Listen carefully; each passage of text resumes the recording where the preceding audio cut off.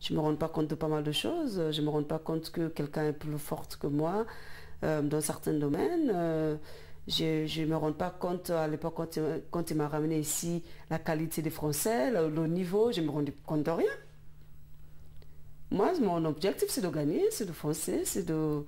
Mais ce qu'il avait planifié pour moi, je ne me rendais pas compte, quoi. Ce qu'il pensait de moi, je ne me rendais pas compte. Aujourd'hui, on s'est rencontrés. J'ai eu Dominique hier au téléphone.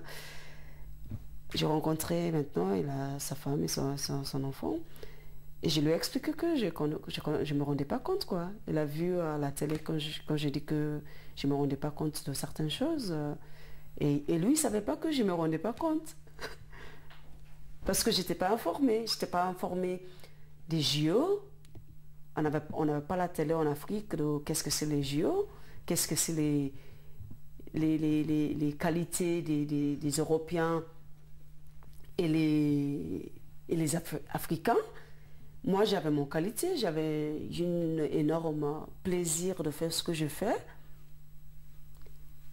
Et je ne me rendais pas compte. Pour moi, si j'étais passionnée à faire des études, j'aurais dû donner à fond.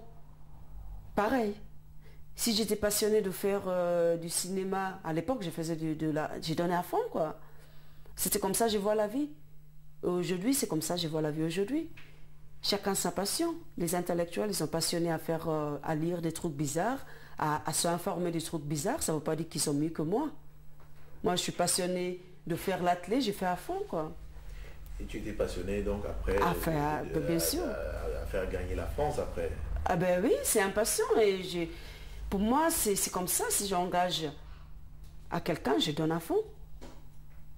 Avant la France, il y avait mon club qui a accepté de prendre soin de moi pendant 5 ans avant d'être naturalisée française, 5 à 7 ans, avant d'être naturalisée française.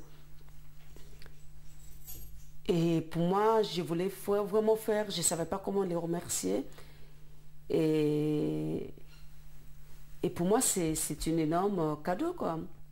Pour eux, pour donner un exemple, parce que quand même, on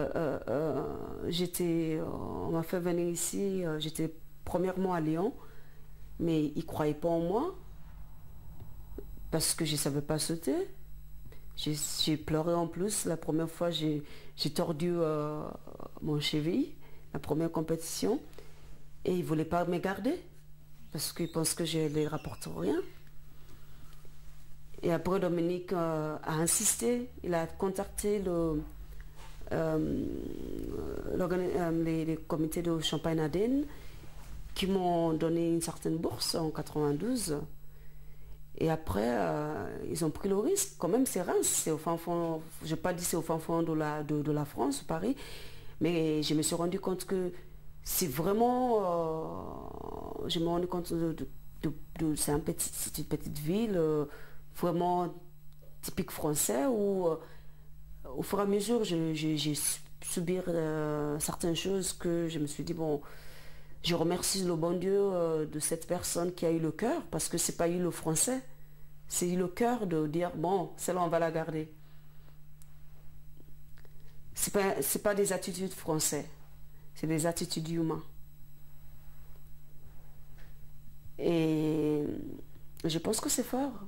Et avant de courir pour la France, je tiens à préciser ça, parce que même les villes de Paris, ils ne donnent pas les moyens comme ils m'ont donné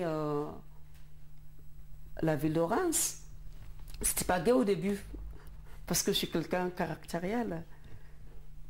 Ils ne pensaient pas que c'est une petite Africaine qui ne comprenait rien. Il y a une chose que j'étais à l'école en Afrique, même si c'est l'anglais, quoi. Mais ils ont su compris mon caractère et ils ont compris que c'est là, bon voilà, quoi. C'est quelqu'un aussi sincère.